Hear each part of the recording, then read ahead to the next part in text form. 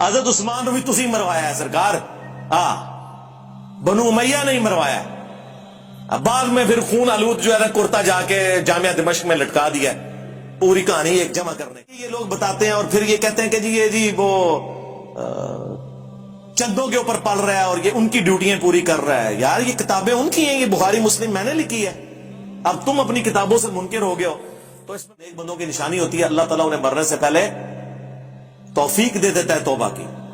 ایمی تو نہیں عمار ابن یاسر نے فرما دیا تھا صحیح بخاری میں کہ اے لوگو، عائشہ بصرہ سے روانہ ہو چکی ہیں، وہ دنیا اور آخرت میں تمہارے نبی کی بیوی ہیں، مرتبہ نہیں کام ہونے دیا، لیکن اللہ تمہیں آزمائے گا کہ تم اللہ کی اطاعت کرتے ہو یا عائشہ کی اطاعت کرتے ہو، کیونکہ علی کی اطاعت اللہ کی اطاعت ہے، اطیعوا اللہ و اطیعوا الرسول و اولی الامر منکم۔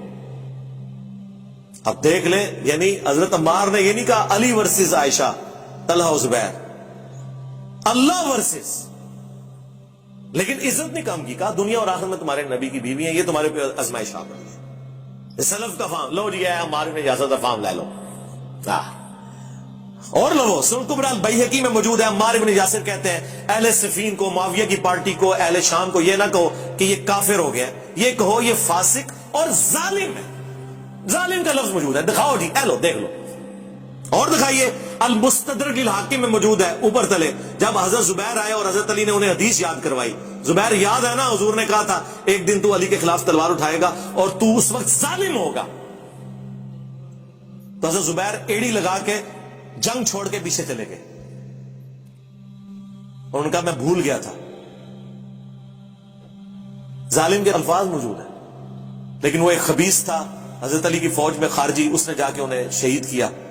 اور جب خبر سنانا ہے تو حضرت علی نے فرمایا مسند احمد اور مستدرک للحاکم میں کہ صفیہ کے بیٹے کے قاتل کو، ابن جرموز کو جہنم کی بشارت سنا دو میری طرف سے، کیونکہ میں نے رسول اللہ سے سنا تھا کہ ہر نبی کا کوئی نہ کوئی ساتھی ہوتا ہے اور میرا ساتھی زبیر بن عوام ہے۔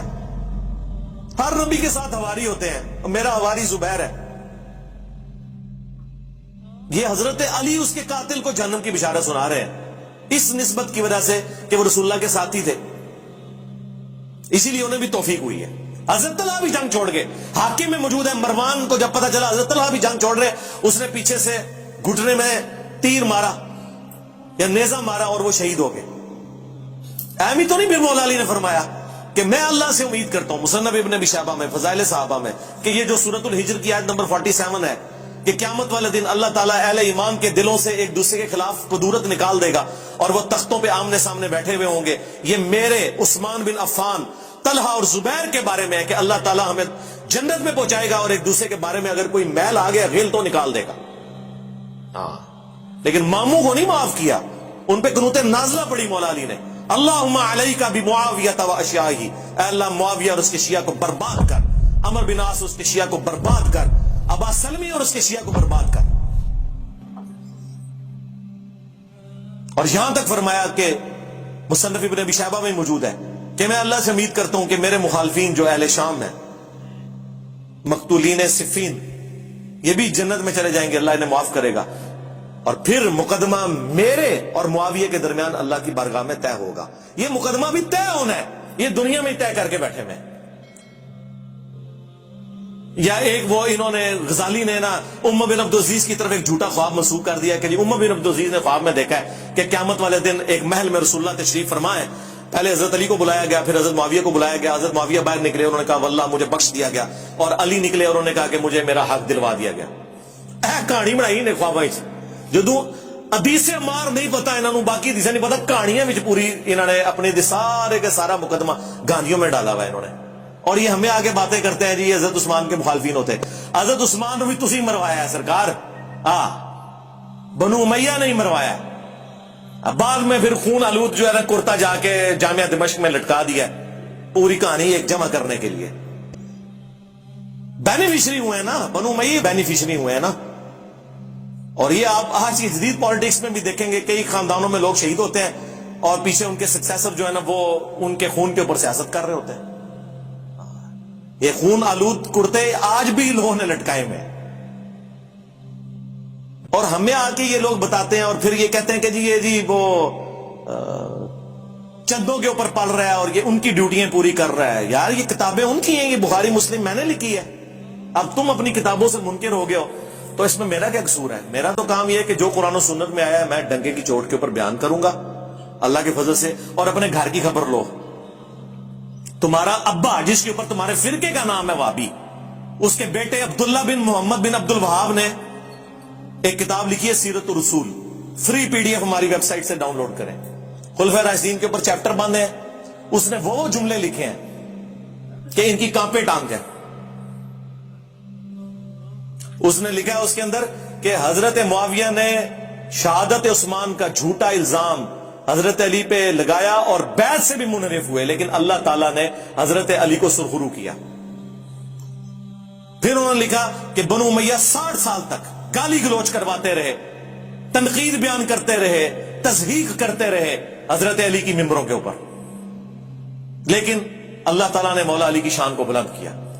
اور پھر انہوں نے مسند احمد کی حدیث نقل کی کہ اصحاب نے جنگ چھوڑ دی تھی قتل عمار کے بعد, اور حضرت عمرو بن عاص نے حضرت معاویہ سے کہا کہ عمار قتل ہو گیا, اور رسول اللہ نے فرمایا تھا عمار کی قاتل جماعت وہ باغی ہے.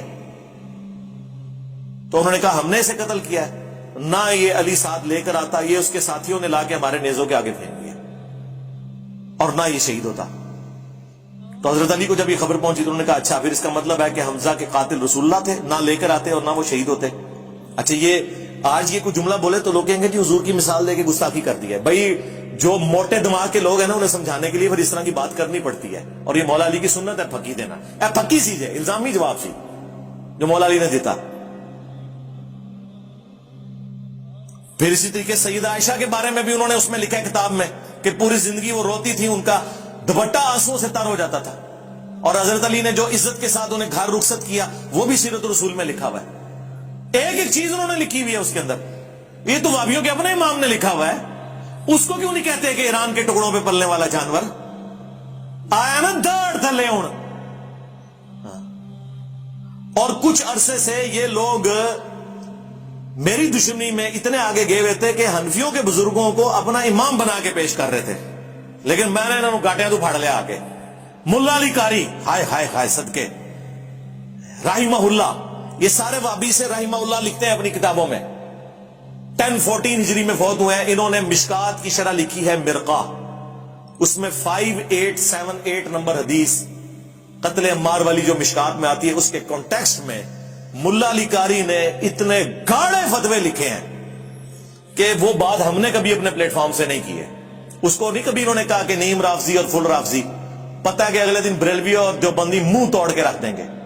اور تمہیں تو سور کہہ کے چلے جائیں تو تم لوگ آگے بول نہیں سکتے ہو, بلکہ سور نہیں سورہ دے سور.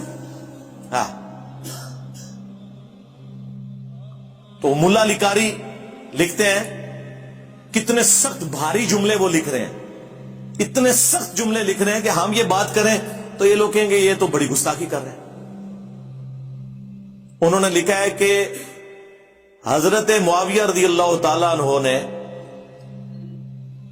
حضرت علی کی بیعت نہیں کی, انہیں چاہیے تھا کہ وہ حضرت علی کی بیعت کرتے اور خلافت منفیت کی طلب ترک کر دیتے. جو ان کے دل میں حکومت کی لالچ تھی نا اسے چھوڑ دیتے.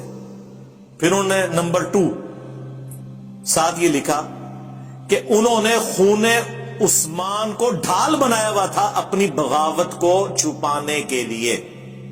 انہوں نے کہا کہ یہ پولیٹیکل ایک انہوں نے گیم کی ہوئی تھی, اندر بغاوت تھی چھپی ہوئی, یعنی خون عثمان کا بدلہ انہوں نے کہا ڈرامہ بازی ہے. کون؟ ملا علی قاری کہہ رہے ہیں. تیسرا انہوں نے کہا کہ حدیث عمار کہ عمار کو باغی جماعت قتل کرے گی, یہ حضرت معاویہ کے دل میں چھپی ہوئی جو بغاوت تھی اسے ایکسپوز کر دیتی ہے کہ اندر ان کے کچھ اور تھا. ہاں. نمبر 4 حضرت معاویہ کے ایٹیچیوڈ کی وجہ سے قرآن اور سنت دونوں مہجور ہو گئے, پیٹ کے پیچھے ڈالے گئے. اندازہ کریں اتنے سخت الفاظ. پھر انہوں نے آگے جا کے لکھا لیکن ہمیں چاہیے کیونکہ وہ صحابی تھے ہم اپنی زبانوں کو بند رکھیں. ہاں اس کا مطلب ہے یہ ساری باتیں کرنا یہ زبان کھولنا نہیں ہے بلکہ یہ حقائق بیان کرنا ہے. اور وہ صحیح کہہ رہے ہیں، یہ بات انہوں نے ٹھیک لکھی ہے کہ ہمیں چاہیے زبانیں بند رکھیں، یعنی مراد یہ ہے کہ لام دان نہ کریں، ہاں لعنت نہ بھیجیں، مانے کہ سب کچھ کیا ہے. اور یہ ماننا اس لیے ضروری ہے کہ ہمارا مقدمہ ہی ختم ہو جائے گا میرے بھائی. پوری رافضیت اسی کے اوپر تو کھڑی ہوئی ہے. وہ مولانا اسحاق صاحب نے صحیح کہا تھا کہ اگر انہوں نے ان تین بندوں کی غلطیاں مان لی ہوتی نا، حضرت معاویہ رضی اللہ تعالیٰ عنہ، حضرت مغیرہ ابن شعبہ رضی اللہ تعالیٰ عنہ، حضرت عمر بن عاص رضی اللہ تعالیٰ عنہ، تو ابو بکر اور عمر کی داڑیاں نہ کھینچی جاتی. یہ وہاں تک پہنچے اس لیے کہ جب انہوں نے کہا کہ یہ کیا، تو ان کو تو پتا چل گیا کہ یہ تو وہ لوگ تھے جن کے بارے میں تو بخاری مسلم میں چیزیں آئی ہوئی تھی، لہٰذا یہ منہج جو اہل سنت کا فراڈ کے اوپر مبنی ہے، انہوں نے یہ رزلٹ نکالا اور ان کا سودا پھر بک گیا. ظاہر ہے ہر فرقے کے پاس کوئی ایک تگڑی شے ہوتی ہے جس کی بنیاد پہ وہ اپنا فرقہ چلا لیتا ہے. ہاں ہر فرقے نے ایک ایک مضبوط بات کوئی پکڑی ہوئی ہے. کل حزب بما لدیہم فرحون.